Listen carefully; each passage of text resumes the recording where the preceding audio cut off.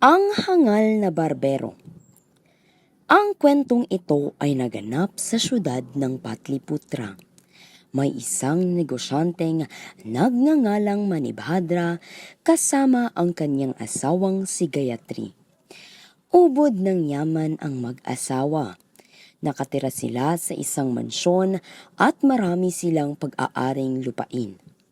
Mabait si Manibhadra at hindi niya ipinagmamayabang ang kanyang kayamanan, sa halip nagsusumikap siya sa pagtatrabaho. Mabuti rin ang kanyang asawang si Gayatri. Paratis silang nagbibigay ng regalo sa lahat ng dumadalaw sa kanilang bahay, kaya naman kilala ang mag-asawa sa buong bayan tuwing may okasyon. Pinapatuloy nila ang lahat ng dumadalaw sa kanilang tahanan at pinatutunguhan ang mga ito ng mabuti. Palagi silang may panauhin sa kanilang mansyon. Mabait ang mag-asawa sa lahat nilang bisita at binibigyan nila ito ng regalo at binubusog pa ng masasarap na mga pagkain. Alam mo ba, Gayatri, ang dami-dami nating mga kaibigan. Sa tingin ko, hindi tayo magugutom o maghihirap kailanman. Basta't nandyan ang mga kaibigan natin, hindi na tayo iiwan. Hay naku, mahal ko. Masyado ka namang inosente. At saka, palagi ka nalang nagbibigay ng walang hinihinging kapalit. Ang totoo, andito lang ang mga kaibigan mo dahil may nakukuha sila sa'yo. Hindi nila tayo tutulungan kapag tayo naman ang nangangailangan. Ano ka ba? Huwag na huwag kang mag-isip ng ganyan. Mga kaibigan natin sila. Alam ko namang hindi ka makikinig sa akin. Sana lang, hindi dumating ang panahong mapapatunayan kong mali ka. At nagkatotoo nga ang pangamba ni Gayatri. Tila may ibang balak ang kapalaran para sa mag-asawang negosyante. Nang magtag-araw ay nabalitaan ni Manibhadra na lumubog ang lahat ng kanyang kargamento sa dagat. Nawala ang lahat ng kanyang kalakal at hinanap nila ang barkong may dala ng mga kargamento, pero hindi nila ito nakita. Nagbayad tuloy si Manibhadra ng malaking halaga ng pera sa lahat ng kanyang mamimili. Sinubukan niyang humingi ng tulong sa kanyang mga kaibigan, pero nagdahilan lamang ang mga ito at hindi siya binigyan ng kahit anong tulong. Anong nangyari, mahal ko? May nahanap ka na bang tutulong sa atin? Wala eh. Lahat ng nilapitan ko parang may pinagdadaanan rin. Wala raw silang maitutulong.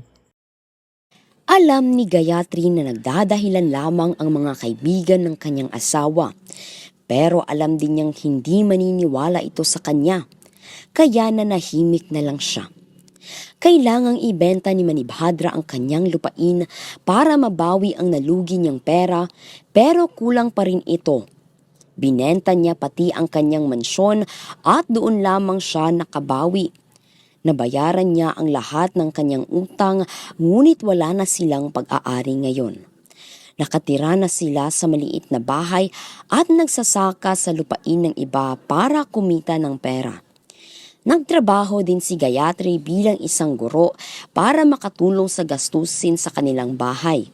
Nagsisikap sa trabaho ang mag-asawa, pero sa kabila ng lahat ng ito ay mabuti pa rin ang kalooban nilang dalawa at malaki ang respeto sa kanilang kapwa. Sinisikap nilang makatulong kahit man lang sa isang tao bawat araw. Wala man silang mamahaling regalo o masasarap na pagkaing maiihain, mabait at mapagbigay pa rin ang kalooban ng mag-asawa. Paglipas ng panahon, wala nang bisitang dumating. Ang akala ni Manibhadra na ang mga kaibigan niya dinadaanan na lang siya at hindi pinapansin. Nalungkot si Manibhadra. Hay, tama ka, Gayatri. Hindi natin sila kaibigan. Dinadalaw lang na tayo noon dahil pinapakain natin sila at binibigyan ng mamahaling regalo. Sana pala nakinig na lang ako sa'yo. Patawad, mahal ko. Wala nang natira sa akin. Hindi na kita mabibigyan ng gandang buhay. Huwag mong sabihin yan, mahal ko. Masaya akong makasama ka dito. Wala mang tumulong sa atin sa panahong nangangailangan tayo. Hindi ibig sabihin no na sumuko tayo at magbago. Alam kong totoo kang tao. Balang araw, masusuklian din ang kabutihan mo.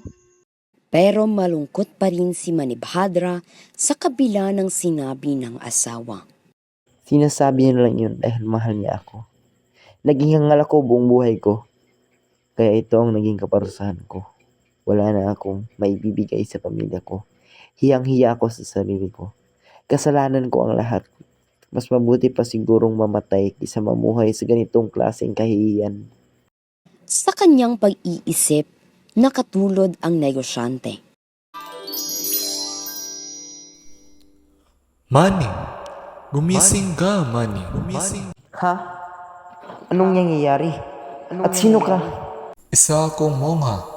At andito ako para tulungan ka. Hindi ka dapat mawalan ng pag-asa sa mga problema mo. Kailangang harapin mo ang mga ito. Ha? Isa akong mangmang. Wala na akong mukhang maiharap sa kanila. Hindi ka mangmang. Mangmang ang isang taong namumuhay nang hindi nauunawaan ang katotohanan.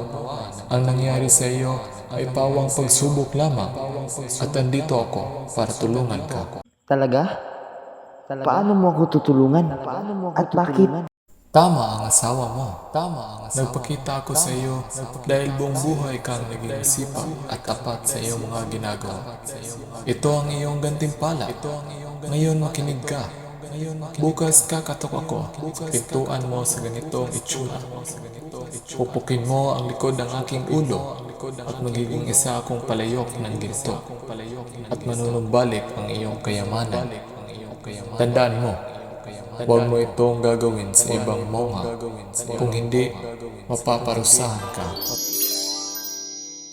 Ha? Kakaibang panaginip? Baka dahil ito sa kakaisip ko tungkol sa pera? Sumilip ang negosyante sa kanyang pinto at nakita ang ibang mongha na naglalakad sa labas. Hindi nga kaya. Teka, sabi ng mongha tulad ng sa aking panaginip. Totoo man yun o hindi. Hindi ko dapat pukpukin ang kahit sinong mongha basta-basta. Umupo si Manibhadra sa kanyang sopa at bigla na lamang may kumatok sa kanyang pintuan. Oh, sino yan? Ikaw ba yung mongha? Ay hindi. Si Saibi to, ang iyong barbero. Ah, oo nga pala. Halika, pumasok ka. Magpapagupit na sana si Manibhadra sa barbero nang may narinig siyang isa pang katok sa kanilang pinto. Mahal, may isang monghang kumakatok. Ano ibibigay natin sa kanya? Isang mongha? Dali, kumuha ka ng isang patpat. Patpat? Wala na akong oras magpaliwanag. Dali, kumuha ka ng patpat. Hindi na natuloy ang pagpapagupit ni Manibhadra dahil agad siyang tumakbo at pinukpok ang mongha ng patpat.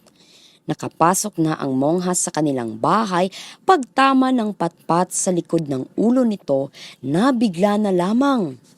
Hala, o ano yan mahal ko? Ang daming ginto! Oh mahal, mayaman na ulit tayo.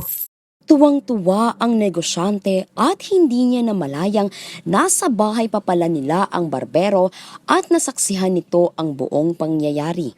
Aha, ganito pala yung mama ng mga negosyanteng ito. Napakadali lang pala. Kinabukasan, nagkaroon ng balak ang barbero. Pumunta siya sa lugar kung saan nakatira ang mga mongha at inimbita ang mga ito sa kanyang bahay. Nag-alinlangan man ang mga mongha ay pumayag din ang mga ito nang nagmakaawa ang barbero sa kanila. Sinundan nila ang barbero sa bahay nito, pero pagpasok nila, kinandado ng barbero ang pinto at pinukpok ang mga mongha ng patpat sa ulo. Teka, sandali! Anong ginagawa mo? Naku, Lolo, nababaliw na ata ang lalaking ito. Tumakbo na tayo! Papatayin niya tayo! Nakatakas ang isang mongha at nakahingi ng tulong sa mga kapitbahay. Sumugod ang mga tao at sinira ang pintuan ng bahay ng barbero para iligtas ang mga mongha. Natakot ang barbero at nagalit ang mga tao sa kanya nang malaman ang kanyang ginawa. Hinabol siya ng mga tao at pinagpupukpok.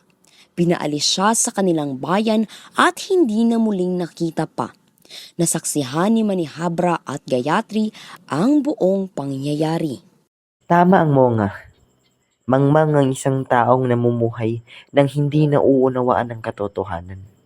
Ang akala ng barbero, basta kulang pinukpok ang monga ng patpat at naging ginto na ito. Ang hindi niya alam, na panaginipan ko ito, kumilos siya ng hindi nag-iisip kaya naparusahan siya. At yun ang naging kwento ng Ang Hangal na Barbero.